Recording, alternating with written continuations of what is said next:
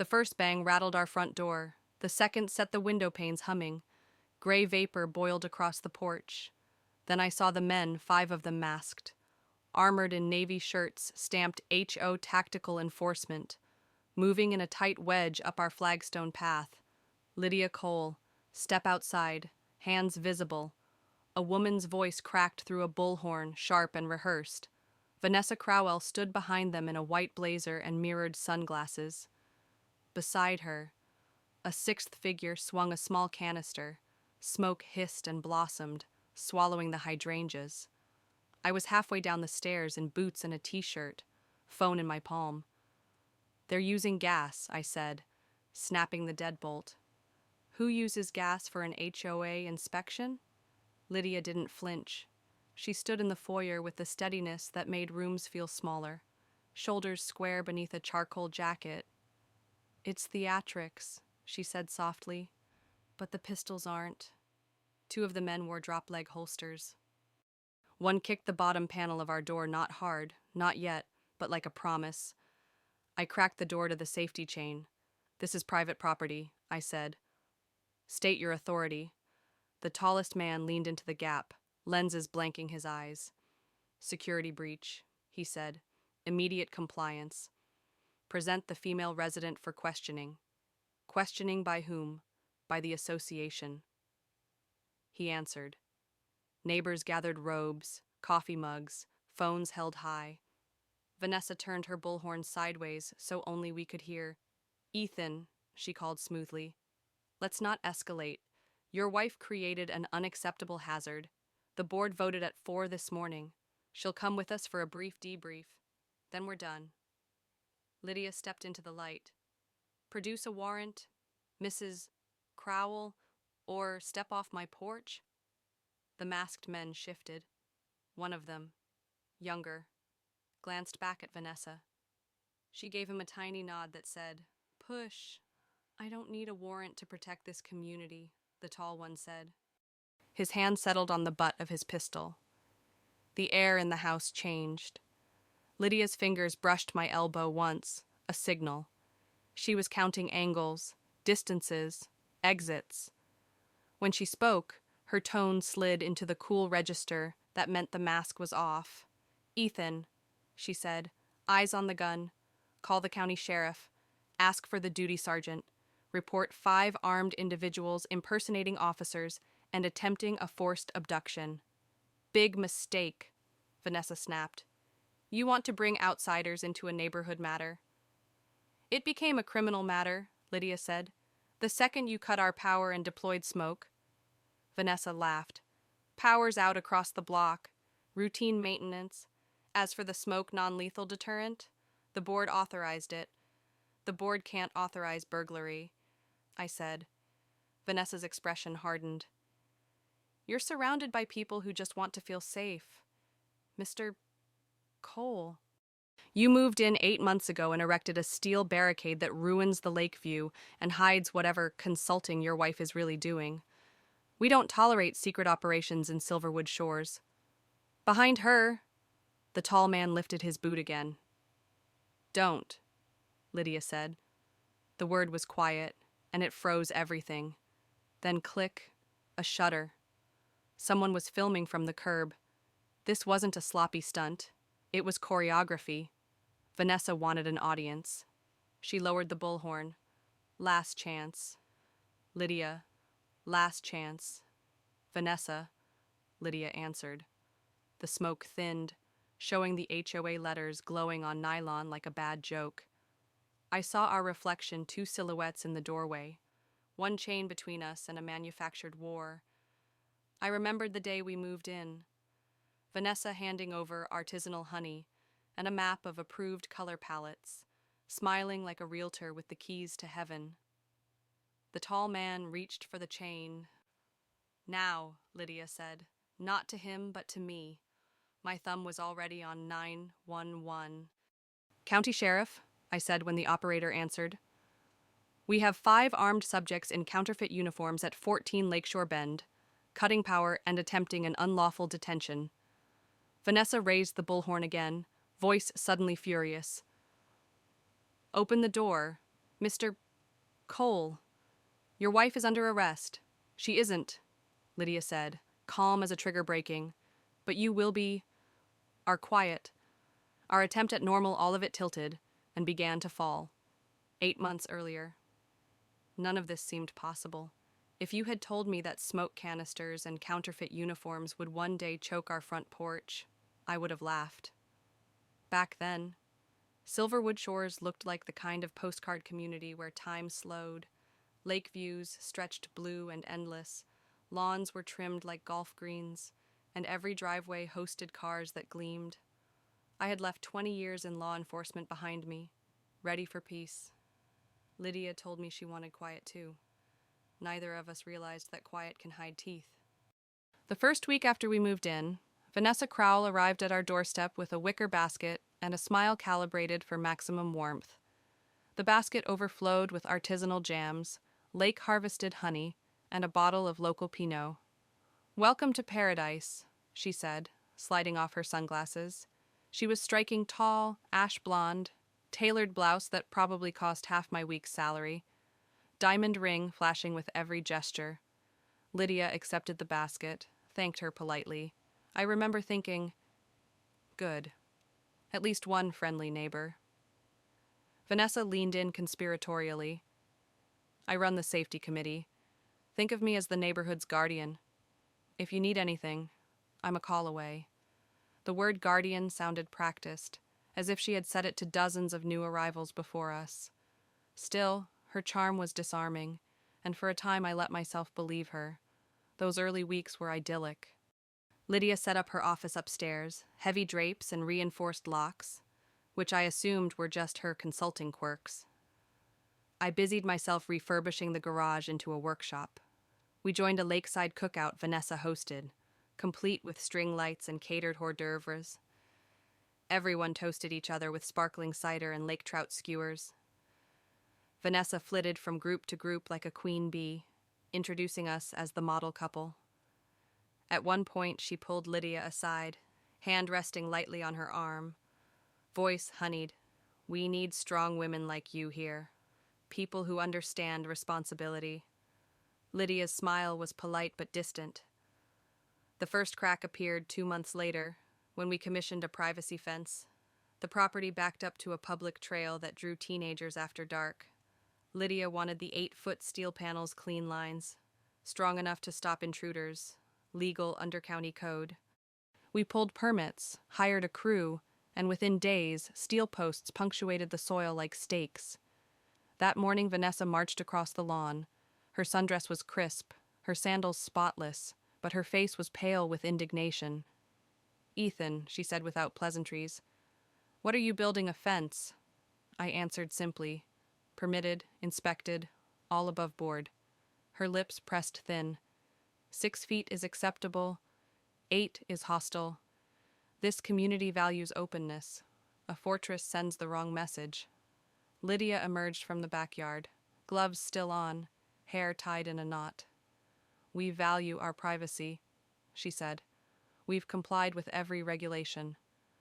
Vanessa's eyes lingered on her, measuring. "I'll need you to reconsider. People talk. They wonder what requires so much secrecy." I stepped forward. "We're not negotiating our security." Vanessa's smile flickered back on, too bright, like a lamp covering a power surge. "Of course, just neighbors chatting." "But Ethan," she tilted her head, lowering her voice, "Silverwood runs on harmony. Those who ignore that find themselves isolated." She turned and walked away, her perfume trailing sharp in the morning air. Lydia watched her go with an expression I hadn't seen before, half warning, half resignation. "That woman," she murmured, "doesn't lose gracefully." Within a week, subtle shifts chilled the neighborhood. Mrs. Dalton, who had once brought fresh muffins, crossed the street instead of waving. A jogger I'd shared beers with at the cookout pretended not to hear my greeting. Notes appeared tucked into our mailbox. "Consider lowering the fence for community goodwill." Another outsiders don't understand our standards. The handwriting varied, but the intent was unified. One night, as we finished dinner, I saw headlights pause at our curb. A black SUV idled long enough for a silhouette in the driver's seat to stare at the house. Then it rolled on. Lydia stood, walked calmly to the kitchen window, and whispered, "They're probing." The next evening, I caught sight of Vanessa on the boardwalk by the lake, speaking with a man in a tailored coat. They leaned close, whispering, her gestures sharp and clipped. He glanced toward our home, then back at her, nodding. I lifted my phone to snap a picture, but by the time I steadied it, they were gone into the shadows. That night, a plain sheet of paper slid beneath our front door. No signature, no greeting. Just 5 words scrawled in thick black ink. 72 hours, then gone. I looked at Lydia. Her jaw tightened. "This isn't gossip anymore," she said. "It's a campaign." And I felt it then, the first real tremor, that the welcome basket, the champagne toasts, the sunshine smiles had all been camouflage for something darker, something coiled and waiting. The note sat on the counter like a coiled snake, 5 words, thick black ink, no signature, 72 hours, then gone. I read it 6 times, hoping I'd find some clue in the slanted handwriting. There was none. Just certainty. The kind of certainty that told you whoever wrote it had already decided how the next 3 days would play out. Lydia didn't panic. She slipped the note into a plastic sleeve, labeled it with a date and time, and filed it in a folder that already had 6 similar entries, anonymous letters from the past month, all different hands, all carrying the same venom. Lower the fence. Respect community rules. Harmony first. They started syrupy, then edged toward menace. This one was the first to draw a line in the sand. I paced the living room, adrenaline buzzing. You think she sent this? Lydia's gaze didn't waver. Vanessa doesn't dirty her hands with paper. She's got others to do it. But the timing is hers. She wants pressure, escalation. 72 hours isn't random, it's leverage. Outside. The lake shimmered under moonlight, but the street was still. Too still. Porch lights stayed dark, blinds angled just enough to hide faces. It felt like the entire neighborhood was holding its breath, waiting to see which way the wind would blow. The following morning, things sharpened. As I pulled out of the driveway, I noticed every car on our street parked just so, noses outward, like soldiers ready for inspection. At the corner, Vanessa stood with her phone pressed to her ear, sunglasses hiding her eyes. She didn't wave. She didn't need to. Her posture screamed possession. "This block is mine." By afternoon, the whispers became a chorus. 2 neighbors walked past our house, speaking loud enough for Lydia to hear through the open upstairs window. Strange people, not like us. She never explains what she does. Dangerous to let them stay. That evening, another car idled at the curb. This time it wasn't anonymous. I recognized the driver, Mr. Hughes, the retired dentist who'd once invited us to his poker night. He sat stiff-backed, hands gripping the wheel, staring at the house like he'd been ordered to. When I stepped onto the porch, he drove off, too quickly. Lydia closed the front door behind me. They're testing compliance, measuring how much fear it takes before we fold. Fold what I asked, though I already knew. "Our lives," she said flatly. On the second night, things turned overt. At 11:30 p.m., a cluster of figures gathered at the end of the street. Flashlights clicked on, beams sweeping across yards. Laughter carried, but not the light-hearted kind, the sharp, brittle laughter of people doing something they knew was wrong but felt protected. I watched from behind the blinds, my chest tight, as the beams lingered on our fence, then on our windows, then finally on our door. The next morning, our mailbox was stuffed with printouts, not handwritten notes this time, but professional-looking flyers stamped with the HOA logo, unauthorized construction, security hazard, threat to community well-being. Half the statements were outright fabrications. Lydia spread them across the table like evidence. "She's manufacturing legitimacy," she said. "When the confrontation comes, she'll wave these papers and claim authority." I wanted to storm across the street, slam one of the flyers into Vanessa's manicured hand, demand she stop. But Lydia stopped me cold. That's exactly what she wants. A show of temper. Proof we don't belong. I hated it, but she was right. So we waited.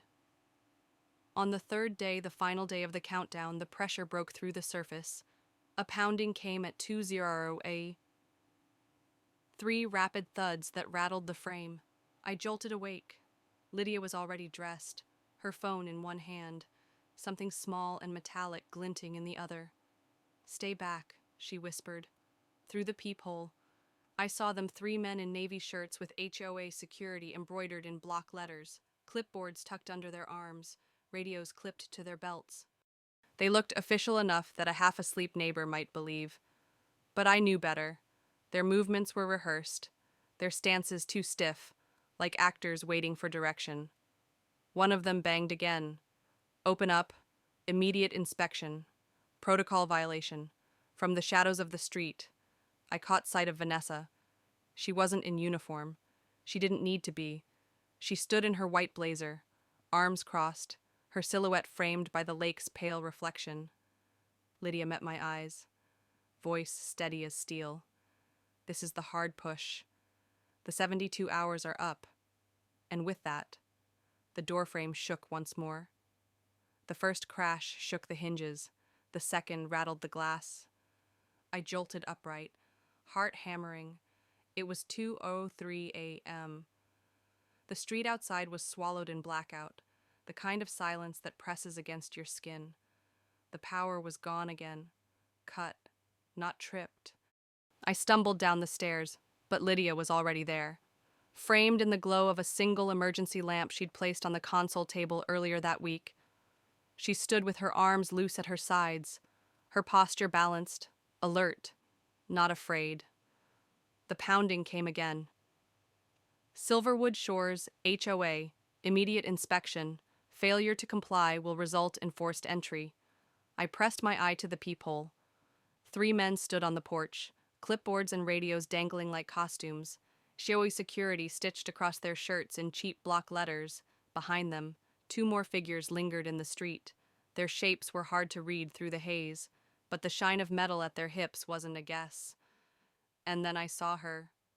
Vanessa Crowell, immaculate even in the middle of the night, her white blazer glowing ghost-like in the dark. She leaned against a lamp-post that no longer gave light, arms folded, mouth curved into a smirk like she had orchestrated the entire stage. "They've escalated," Lydia murmured.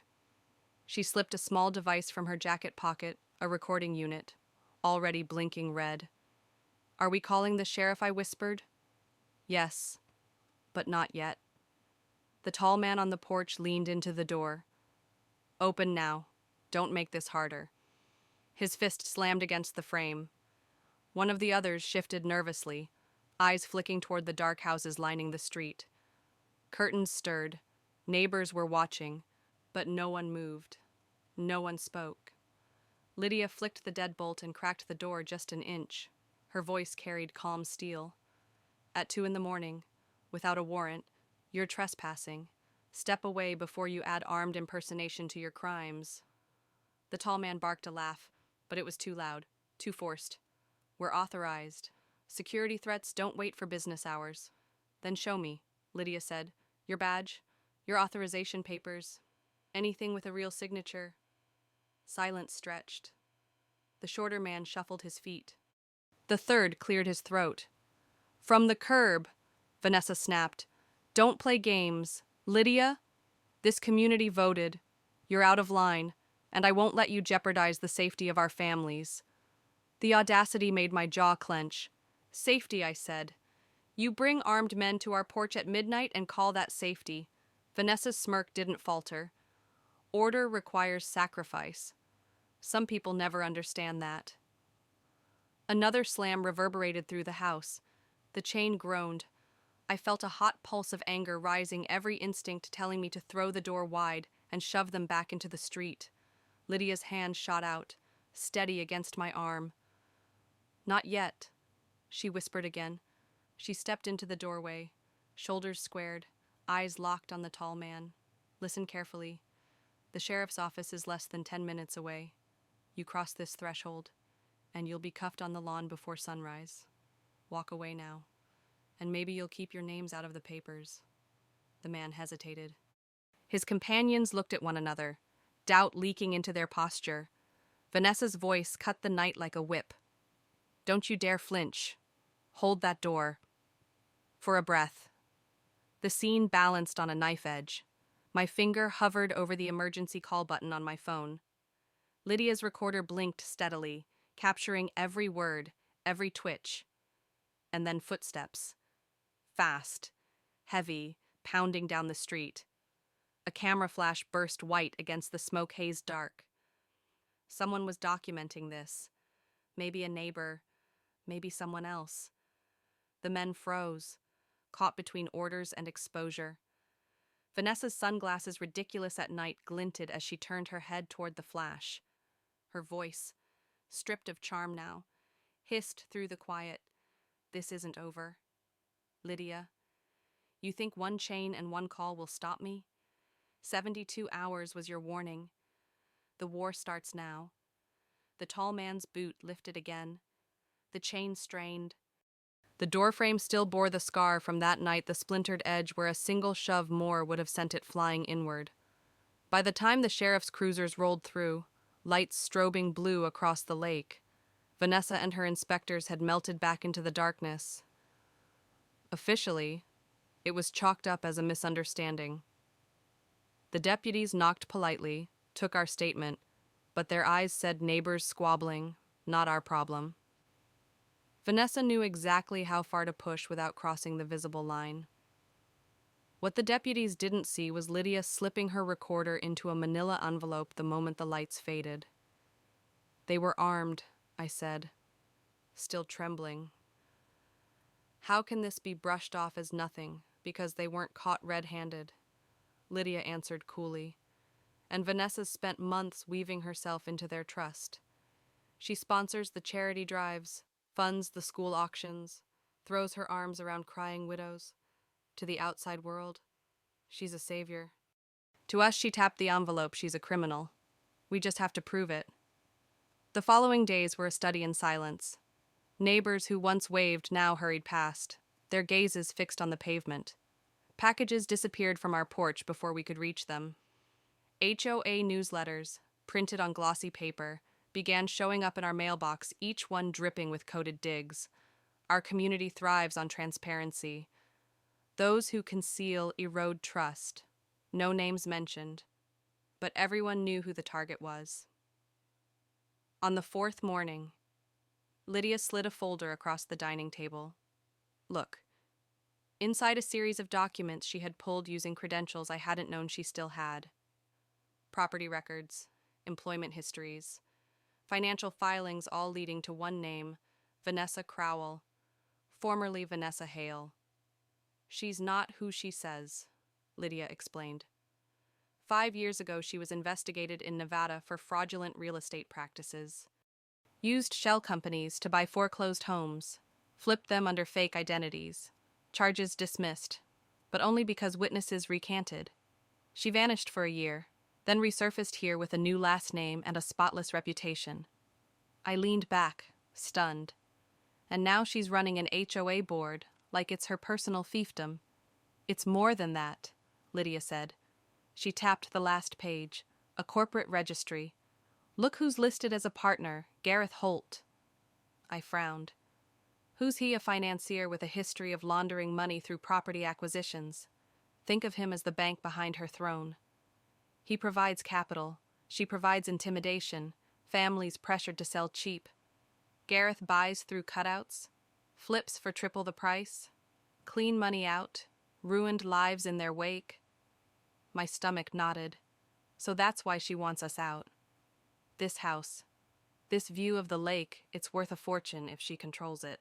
Lydia nodded. She's not fighting us over a fence. She's trying to seize territory. That night, as we walked the perimeter of our yard, a dark SUV rolled past slowly. The window slid down just enough for a voice to drift out, time's almost up. Then it was gone. I turned to Lydia, fury bubbling. We can't just sit here and wait for her next stunt. We won't, she said. Her calm was infuriating, but it was also the only thing holding me together. Vanessa thrives on fear and reaction. She expects us to lash out, to lose composure. That's her opening. We're going to give her a different stage, one she won't walk away from. I watched her eyes glint under the porch light. For the first time, I saw not just my wife, but the operative she once had to be. The woman who could walk into a trap and come out dragging the enemy in cuffs. Inside, she spread maps and notes across the table, her handwriting quick and precise. We're building a case. Step 1, bait. Step 2, surveillance. Step 3, exposure. I swallowed. And step 4. Her gaze lifted, hard and unblinking. Revenge.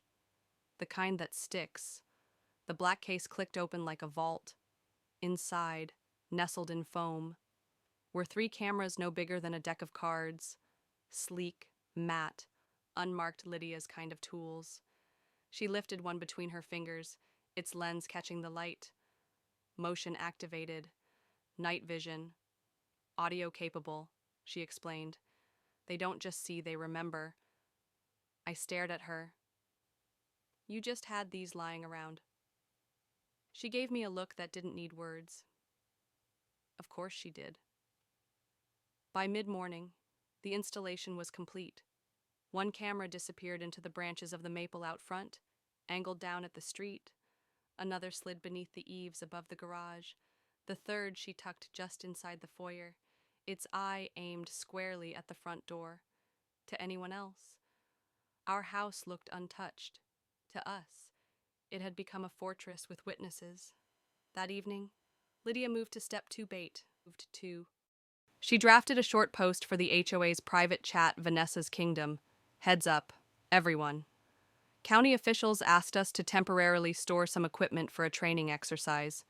Nothing to worry about. But delivery may come late at night. Please don't be alarmed. No details, no explanation, just enough to plant a seed. She won't be able to resist, Lydia murmured. Vanessa needs stories to justify her power. This one's too shiny to ignore.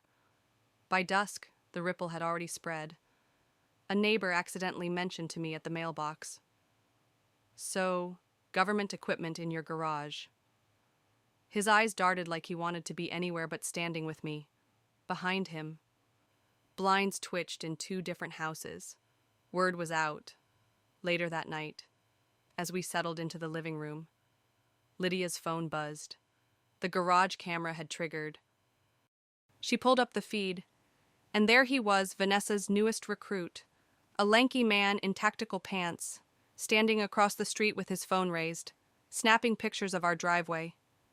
He circled twice, peered toward the side yard, then disappeared into the shadows.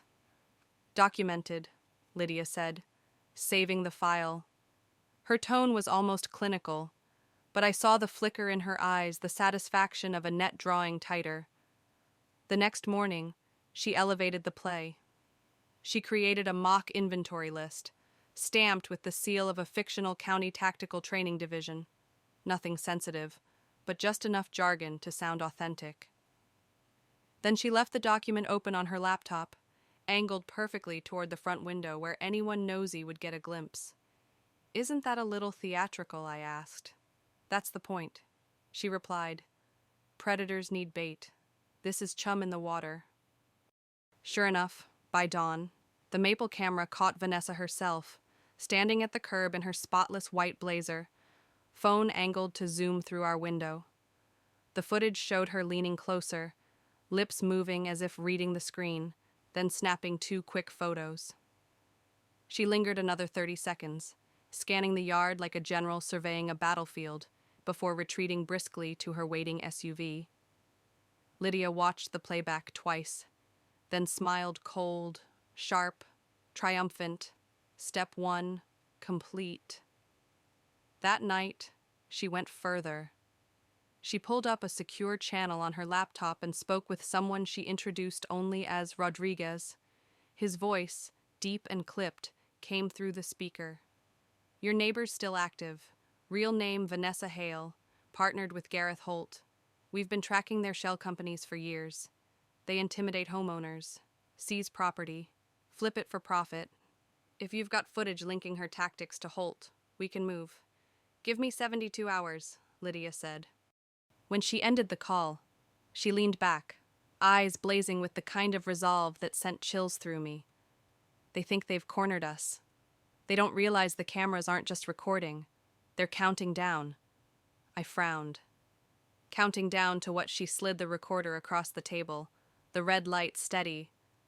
To the moment Vanessa proves exactly who she is in front of everyone. Cliffhanger outside. Tires crunched gravel. Through the blinds, I caught sight of headlights stopping at our curb again. This time, it wasn't just a car. It was a black SUV, and Vanessa was in the passenger seat, leaning forward, her eyes fixed directly on our house. The SUV kept circling our block for 2 nights before it finally stopped. I was in the upstairs office when the Maple camera pinged at 11:42 p.m. Headlights cut across the lake, then snapped off. 2 figures stepped out, one unmistakably Vanessa in her pristine white blazer, the other a tall man in a charcoal coat, his stride too confident to be a mere errand boy. Lydia was already moving. She pulled the laptop closer, enlarged the feed, and adjusted the audio pickup. Faint voices floated in through the mic, hidden under the eaves. Delivery. Classified equipment, Vanessa said, her tone a hissed whisper. She handed the man a folded sheet, our staged inventory list. He scanned it, his jaw tightening. We move before it arrives, he muttered. His voice was deep, cold, the kind you didn't forget. That's Gareth Holt, Lydia said softly, almost to herself. Her fingers flew across the keyboard, pulling up a file. A grainy photo appeared on the screen, same angular jaw, same heavy brow. Corporate raider, property fraudster, financier of a dozen shell companies. A man whose name never surfaced unless something dirty trailed behind it. I swallowed hard. So it's not just her. No, Lydia said. She's the face. He's the engine. The camera caught Holt gesturing sharply toward our house. They won't be here by the end of the week. You assured me. Vanessa nodded once. Crisp, like a soldier acknowledging an order. 72 hours. I keep my promises.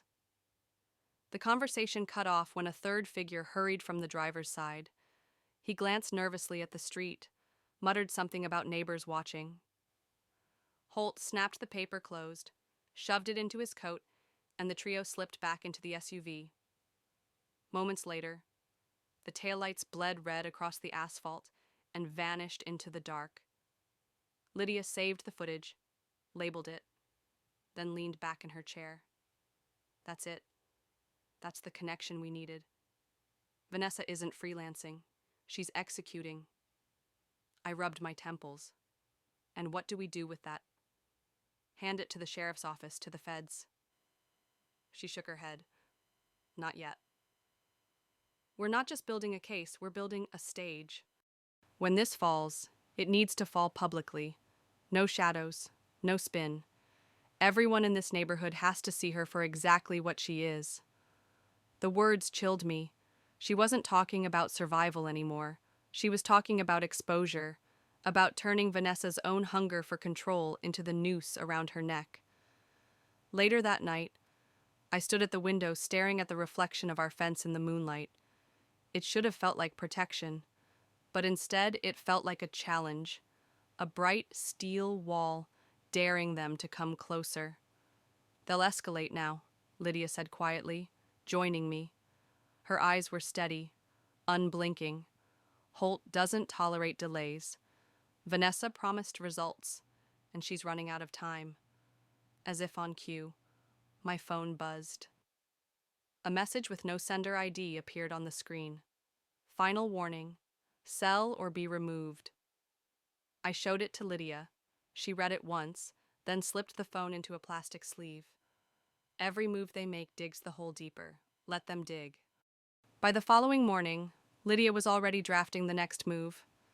She sat at the dining table with her laptop open, lines of text glowing against the dawn. Vanessa's pattern is predictable, she said, sliding the screen toward me. She takes private rumors, spins them into public decrees, and then acts like the community begged her to intervene. So we'll feed her something she can't resist. On the screen was a simple HOA group post, short and deliberately vague reminder. For security reasons, please keep the road in front of our property clear over the next 48 hours. County personnel may arrive for official business. Do not be alarmed by late-night activity. I frowned. That's it. No explanation. That's the brilliance, Lydia said.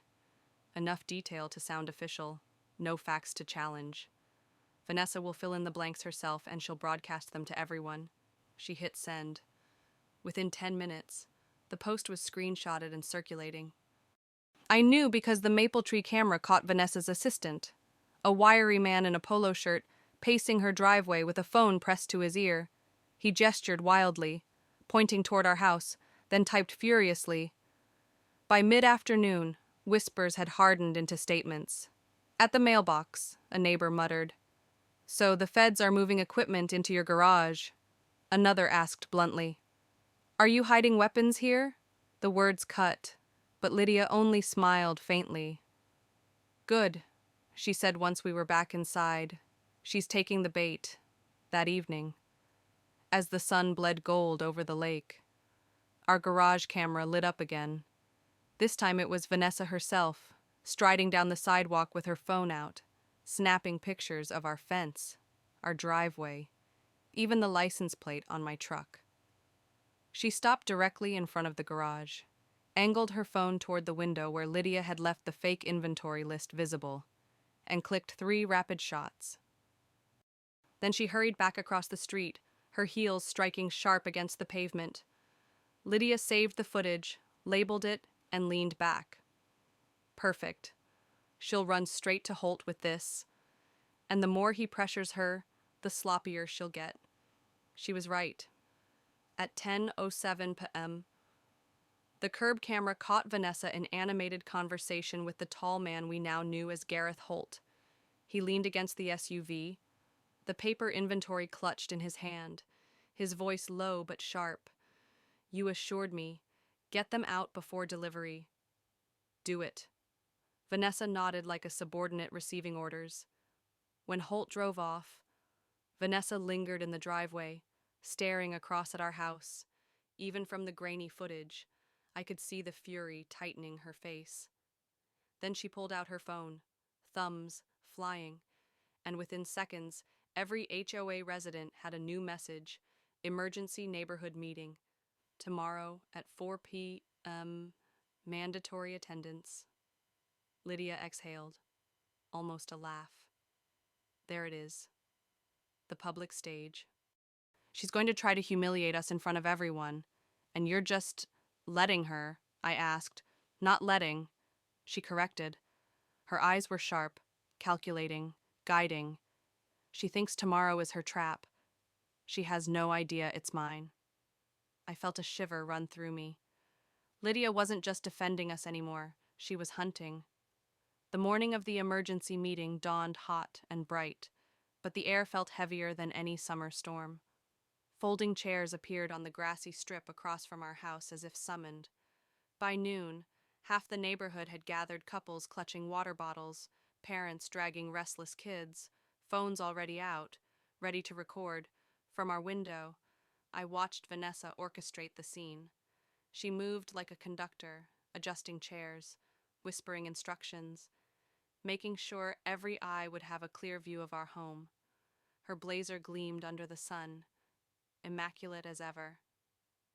2 of her so-called inspectors flanked her, clipboards tucked under their arms like props in a courtroom drama. She wants a trial, I muttered. She wants a spectacle, Lydia corrected, her voice cool. She stood at the dining table, laptop open, projector connected, cables neatly coiled, and she doesn't realize she's already given me every piece I need. At 3:55, Vanessa raised her bullhorn. "Neighbors," she began, her voice pitched to Carrie. "Thank you for coming on such short notice. We face a threat, one that jeopardizes not just aesthetics, but the very security of Silverwood Shores." A ripple of unease moved through the crowd. Phones lifted higher. Vanessa gestured toward our fence, her tone dripping with righteous outrage. 8 feet of steel, a barricade against community harmony, and behind it she let the question hang. Documents, secret deliveries, equipment no one will explain. What are they hiding? Whispers spread like sparks. I felt heat rise in my chest, but Lydia touched my arm steady, deliberate. "Not yet," she whispered. Vanessa pressed on. "For months, I've investigated quietly, and what I've uncovered is chilling. Lydia Cole is not who she claims. She poses a direct risk to our safety, and if we don't act now, we may all pay the price." The words hung in the air like poison. Some neighbors nodded nervously. Others looked at each other, uncertain. The bullhorn gave her power, but the doubt was there, flickering. Then Lydia stepped forward. No bullhorn, no theatrics, just her voice clear, level, commanding. "Vanessa." Every head turned. Lydia stood in a black blazer, her hair tied back, eyes locked on the woman across the street. "Before you continue, I have a simple request. Show us your law enforcement credentials, your badge number. Anything that proves your authority to conduct these so-called inspections." The shift was immediate. A ripple of murmurs rolled through the crowd. Vanessa froze for half a beat, then laughed lightly into the bullhorn. "Oh, Lydia. Sensitive information can't just be badge numbers or public record." Lydia cut in. Her tone was firm, unyielding. "Every legitimate officer can provide one. Go ahead. We'll wait." Silence. Vanessa's jaw tightened. She turned to her inspectors, but neither moved. One stared at the ground. The other shuffled his clipboard nervously. Lydia reached into her blazer pocket, pulled out a small remote, and clicked. Behind her, our garage wall lit up with the glow of a projector. The first image filled the makeshift screen, the official county roster of law enforcement. Lydia scrolled deliberately. "As you can see," she said evenly, "there is no Vanessa Crowell, no Vanessa Hale. No one by any of your names holds a badge here." Gasps. Phones zoomed in. Vanessa's face flushed, then hardened. But Lydia wasn't finished. Another click. The next slide appeared a receipt for a fake police badge, purchased online 8 months earlier, shipped directly to Vanessa's address. Murmurs turned into outright disbelief. I glanced at the crowd. Neighbors leaned forward now, not away. Their doubt was shifting away from us, onto her. Lydia let the silence stretch, then delivered the line like a verdict. "This woman has lied to you. She has impersonated authority, and she has manipulated this community for her own gain." Vanessa's mask cracked, her hands clenched on the bullhorn. For the first time, she looked cornered. The crowd froze as Vanessa's hand dipped toward her hip. For a moment, all I heard was the collective intake of breath, a neighborhood caught between disbelief and dawning fear. Parents pulled children closer, phones tilted higher. This wasn't HOA theater anymore. This was a woman, cornered, reaching for a weapon. Lydia didn't flinch. She stepped forward, closing the distance with the kind of calm that made everyone else step back. Her voice cut through the tension, low but sharp. "Vanessa, take your hand off the weapon." But Vanessa wasn't listening. Her cheeks flushed crimson. Her voice cracked as she spat into the crowd. "She's lying to you. You think she's saving you. She's here to destroy everything we've built." The bullhorn, discarded on the grass, squealed faint feedback as if mocking her. The 2 men with clipboards shifted uneasily. One of them mumbled, Maybe we should, but Vanessa snapped her gaze toward him, silencing him with a glare that promised consequences. Lydia raised the remote again. The projector shifted to the next slide, a grainy still from our hidden camera. The garage feed. Vanessa. 5:43 a.m. Crouched by our window, phone raised, photographing the fake inventory sheet. The timestamp glowed in red. Gasps rippled through the semicircle of neighbors.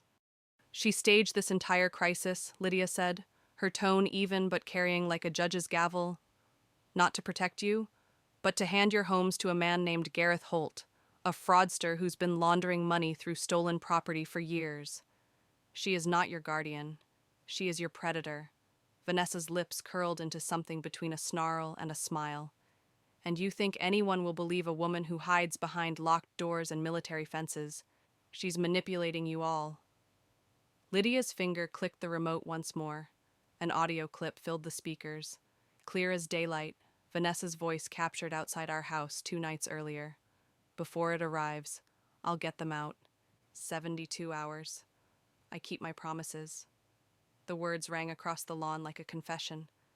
Neighbors murmured louder now, anger rising, fear mixing with outrage. One man shouted, "You lied to us." Another woman clutched her phone to her chest, whispering, "All those notes, it was her." Vanessa's mask slipped entirely. Her hand clenched the butt of the pistol, knuckles whitening. "Shut up," she screamed, her voice cracking under the weight of exposure.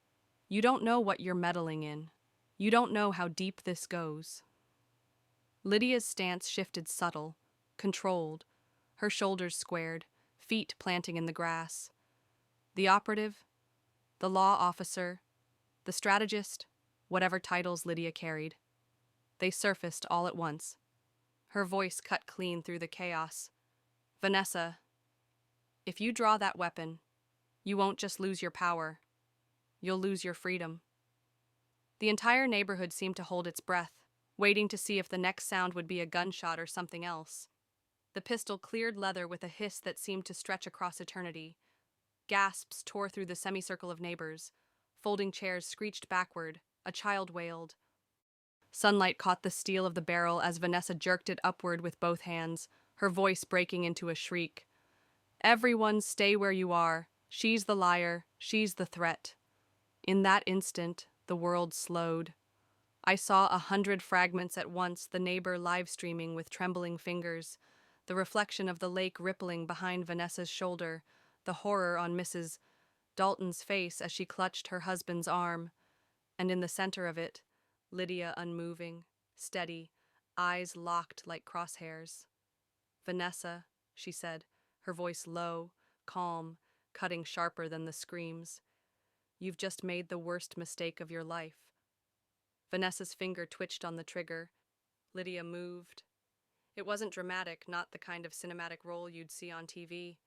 It was faster, cleaner, surgical. She stepped inside Vanessa's line of sight, her left hand striking the gun wrist, while her right seized the barrel and shoved it skyward.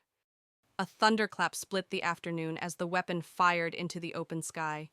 The blast shook the air, smoke curling like an omen. By the time the echo faded, Vanessa was already stumbling, her arm twisted into a lock she couldn't break. The pistol skittered across the grass, landing at the feet of a stunned teenager who kicked it away instinctively. Lydia didn't stop. In one fluid motion, she pivoted, hooked Vanessa's elbow, and drove her down into the lawn. Vanessa hit the ground hard, the white blazer grinding into dirt. A sharp zip tie materialized from Lydia's pocket, looping around her wrists before the crowd even processed what had happened. 4 seconds. That's all it took. Silence crashed down, heavy and absolute. Then voices erupted, fear, relief, disbelief tumbling over each other. Someone clapped hesitantly. Another voice shouted, "She saved us." Phones zoomed closer, capturing every detail, every frame that would soon ripple through social media like wildfire. Pinned to the grass, Vanessa thrashed, spitting curses. "You fools. You think this ends with me. You think I'm the only one Holt will bury all of you. Lydia leaned down, her weight steady between Vanessa's shoulder blades, her tone even as stone. Vanessa Crowell, also known as Vanessa Hale, you are under arrest for impersonating law enforcement, aggravated assault with a deadly weapon, and conspiracy to commit fraud. The crowd erupted again, this time in cheers that drowned out Vanessa's screams. For weeks, we had been pariahs, outsiders shunned by our neighbors. But in that moment, with Vanessa cuffed in the dirt and Lydia standing over her, the tide shifted. People who once avoided eye contact surged forward, shouting thanks, clapping Lydia on the shoulder, their fear bleeding into admiration. I scanned the edges of the crowd. The two inspectors who had flanked Vanessa moments earlier were gone, slipped away during the chaos. My stomach clenched. Lydia noticed too. Without looking up from Vanessa, she called over her shoulder, "Ethan, call the sheriff. Tell them I have one in custody, but two are at large and likely armed." My fingers fumbled with the phone, dialing, voice urgent as I relayed the message. Even as sirens wailed faintly in the distance, I couldn't shake the weight of Vanessa's words. "You think this ends with me?" When I looked back at Lydia, she was scanning the perimeter, eyes sharp, not celebrating. She knew, as I did, this wasn't a finale. It was a fracture line, cracking open something bigger. The sirens grew louder, closer. Blue and red lights began to dance at the far end of the street. The neighbors, once scattered in fear, now clustered around Lydia as if she were their shield. Vanessa's face was pressed into the dirt, her voice hoarse from screaming, but the fury in her eyes burned hotter than ever. By the time the deputies dragged Vanessa upright, her wrists cinched behind her back, the crowd's energy had shifted from fear to catharsis. Phones hovered high, recording every step as two officers marched her toward a cruiser. But Vanessa's head was held high, her eyes blazing, as though being paraded before her neighbors was a coronation instead of a downfall. "You don't get it," she spat, her voice carrying above the sirens.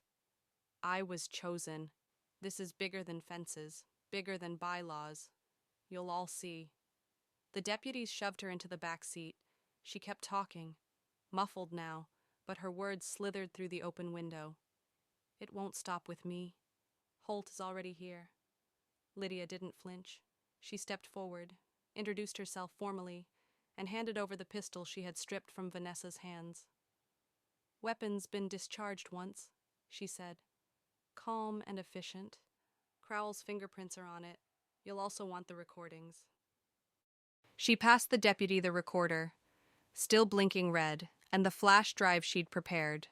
Evidence, neat and undeniable. Detective Maria Alvarez, short, sharp-eyed, stepped out of an unmarked SUV and joined the circle. She studied Lydia for a beat, then nodded. "You've just given us the probable cause we needed. We've been chasing Crowell's partner for years. Gareth Holt," Lydia supplied. Alvarez's eyebrows lifted. "So you know." Lydia's expression didn't waver. "He's using this HOA as a shell. Crowell manufactures violations, pushes families out. Holt scoops up the properties. We have surveillance, audio, video, timestamps. He was here last night." Alvarez's lips pressed into a grim line. "Then this isn't just a neighborhood scam. It's interstate fraud." She tapped her radio. "Get the task force moving." The next 48 hours blurred into a storm. Warrants were signed and served at Vanessa's lakeside home. I stood in my driveway as agents hauled out boxes of files, hard drives, and a duffel bag stuffed with police paraphernalia badges, patches, even a set of riot shields stenciled with HOA enforcement, a costume armory for her charade. Inside one of the seized laptops were notes on every resident in Silverwood Shore's income brackets, vulnerabilities, whispers of affairs and debts. It wasn't paranoia. It was intelligence gathering, weaponized gossip for leverage. Lydia scanned the files, her jaw tightening. She was cataloging weaknesses, she murmured, turning neighbors into pawns. Across the street, Mrs. Dalton sobbed into her husband's chest. The same woman who had once turned cold shoulders on us now looked broken by betrayal. Neighbors whispered apologies to us in hushed tones, guilt staining their faces. They had been manipulated, and Lydia had torn off the mask. But beneath the relief, something darker lingered. Two of Vanessa's inspectors were still missing, last seen slipping away during the chaos at the meeting. The deputies fanned out, but Holt's network had tentacles. For every pawn they arrested, another seemed to appear in the shadows. Late on the second night, Alvarez sat at our kitchen table, paperwork spread before her. Vanessa will face charges that'll keep her locked away for decades. But Holt, he's slippery. We've nailed him on paper before, but witnesses vanish. Evidence evaporates.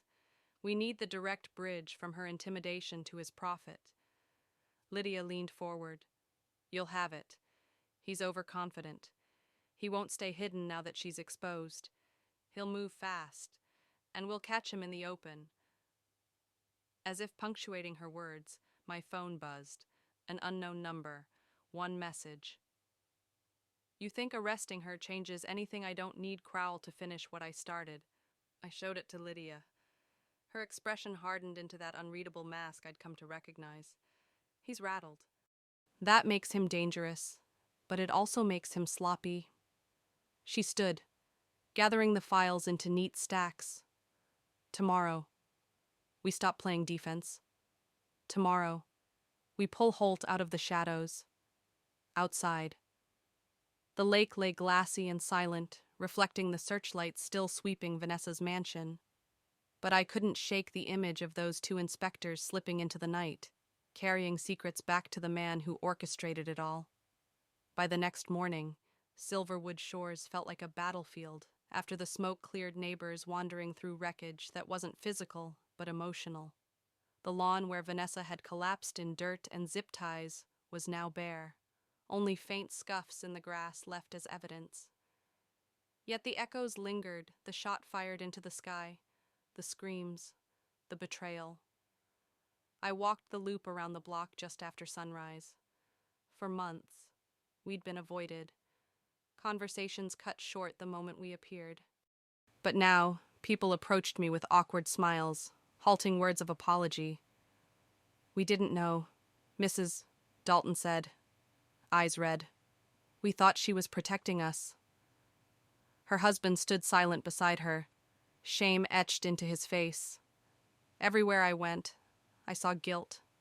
Neighbors who had delivered anonymous notes, who had crossed the street rather than meet my eye, now clutched at any excuse: potluck invitations, forced pleasantries, promises to do better. I wanted to feel vindicated, but mostly I felt tired. Lydia, though, accepted their thanks without gloating. She knew better than anyone that a community divided by fear doesn't heal overnight. The sheriff's office posted a cruiser at the entrance to the neighborhood for 3 days, a temporary shield until the adrenaline wore off. But it was Lydia's presence that really steadied people.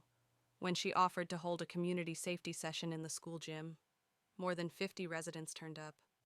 I sat in the back as she stood at the podium, not as my wife, not as the woman who had fought on our porch, but as something larger.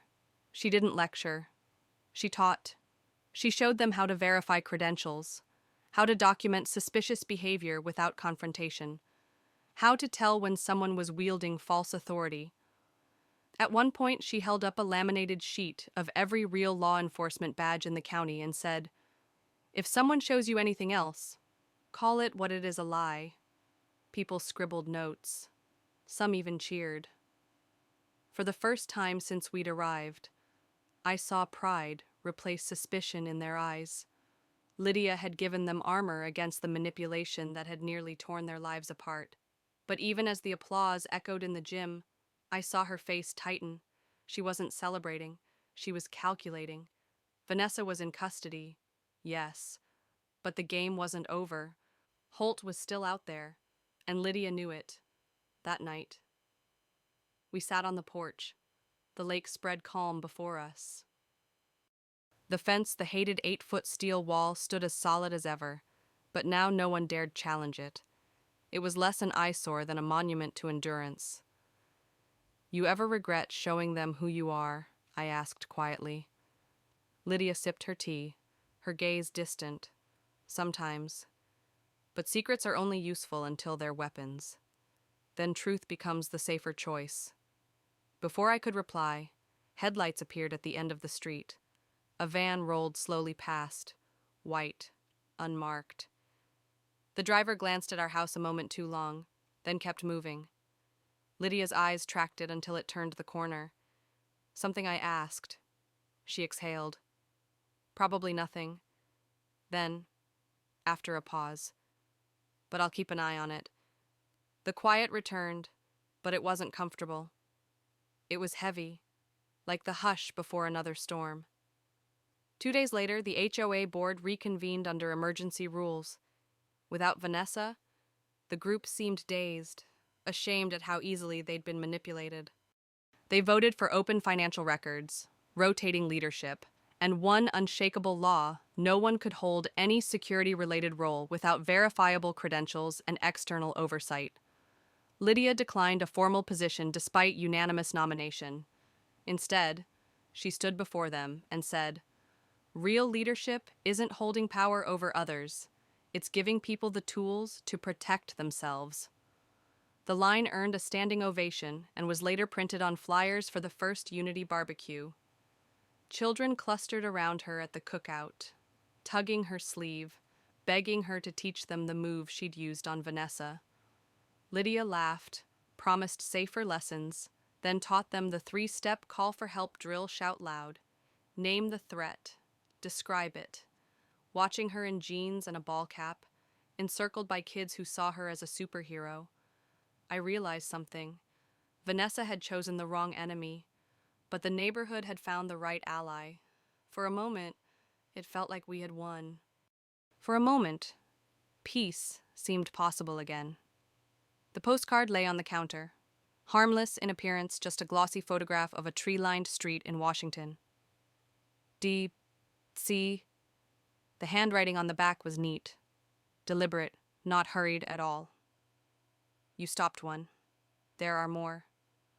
I turned it over in my hands again and again, searching for something: smudges, initials, anything that might explain who sent it.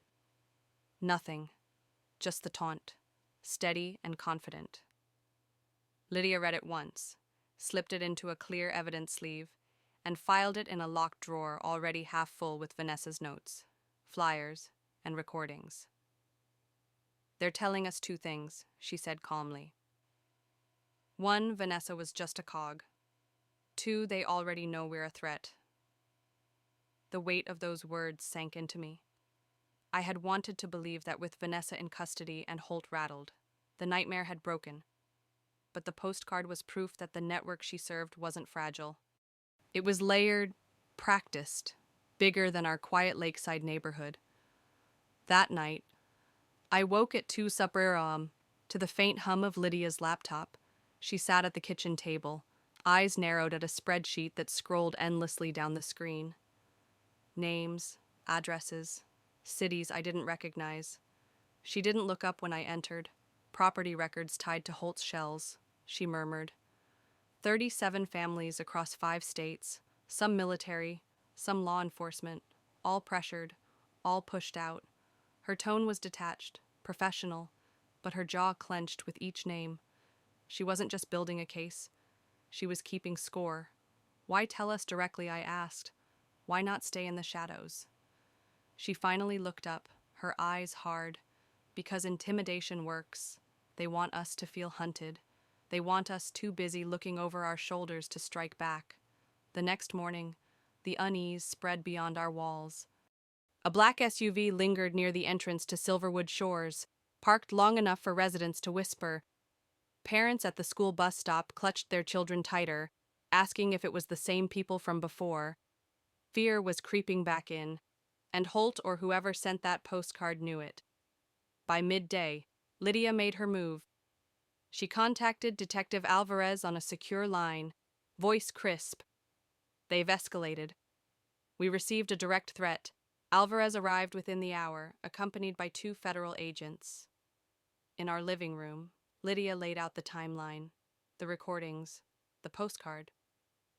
Alvarez's jaw tightened as she studied the evidence. "This isn't local anymore," she said. "You're staring at an organized operation, and if they're warning you, it means they've already planned the next play." One of the agents leaned forward. "We can pull you out. Relocation, protective detail."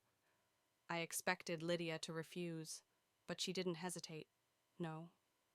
Pulling out gives them what they want. We stand. But we'll need eyes on every corner." The next 48 hours turned Silverwood Shores into a neighborhood under quiet siege. Marked cruisers patrolled the entrance. Unmarked sedans rotated positions on our street, and plainclothes officers jogged past as if they were residents. To the casual eye, it looked normal. To those watching closely, it was a net tightening. And yet, Holt or someone still wanted us to feel exposed. On the third night, our maple tree camera caught the same white van that had circled weeks before. It paused at our curb for exactly 10 seconds. The driver's silhouette leaned forward, phone lifted, snapping photos. Then it pulled away without a word. The next morning, every mailbox in the neighborhood carried a new flyer. Slick and anonymous: "Protect Silverwood Shores. Demand transparency. Remove the coals." No signature, no HOA stamp, but the design was too polished to be a prank. Neighbors gathered nervously at the end of the street, clutching the flyers. No one admitted to distributing them. Lydia held one up for Alvarez, her voice steady. "They've switched tactics. Vanessa used intimidation. Holt prefers propaganda." That evening, as we sat on the porch, Lydia stared across the lake. "They're probing. Ethan. Every flyer, every van, every postcard. It's them asking the same question. Will we fold?" I thought about the fear etched into our neighbors' faces, the exhaustion in my own bones, the storm still circling unseen. "And if we don't?" I asked. Her answer came without hesitation. "Then the real fight begins." The figure on the garage feed didn't run. He didn't even flinch. He stared straight into the lens as if he knew it was there, lips curled in a smile that wasn't friendly. Then he raised a finger to his mouth, silent, mocking, and walked out of frame. Lydia replayed the clip 3 times, her face a mask of calculation. "He wanted us to see him," she said finally. "That's not surveillance. That's theater." The deputies canvassed within the hour, but no one admitted to seeing anything. A few neighbors swore they heard footsteps, but in a community still reeling from betrayal, truth was hard to sift from paranoia. The cruiser at the entrance reported no vehicles leaving during the time window, whoever the man was. He had slipped through the net. The next day, life stumbled on. Kids biked to the park. Sprinklers spun across emerald lawns. And yet every conversation circled back to the same whisper: "Are we safe?" Flyers condemning us were quietly shredded by ashamed neighbors, but fear lingered like humidity. People wanted closure, but Holt's shadow was too large to ignore. That evening, Lydia stood before the reformed HOA board.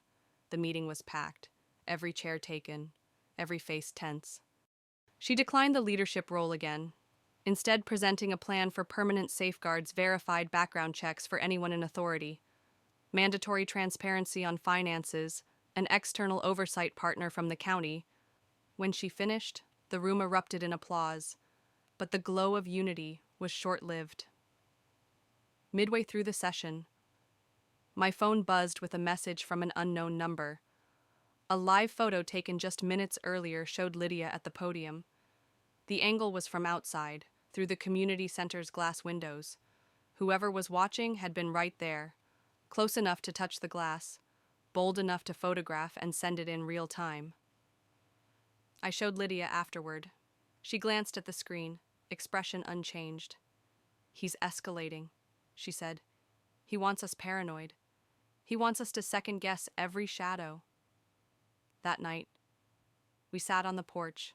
The lake was black glass under the moon, reflecting the faint glow of street lamps. Lydia's gaze never left the waterline. Vanessa thought she was the storm, she said quietly. But Holt, he's the tide. He doesn't need to shout. He just waits, pushes, and watches people drown themselves. I felt the heaviness of her words. So what do? We prepare? She said simply. We stay visible. We don't fold. And when he overreaches, because men like him always do, we strike. As if summoned by her vow. Headlights appeared at the far end of the street. A black SUV rolled slowly toward us, too slow to be casual. It stopped at our curb, engine idling. The passenger window hummed down, and for a heartbeat the interior light flicked on. I saw his face. Gareth Holt. Not grainy footage, not rumor. Flesh and blood, eyes fixed on us like a predator savoring the hunt. He smiled faintly, as if to say, I see you.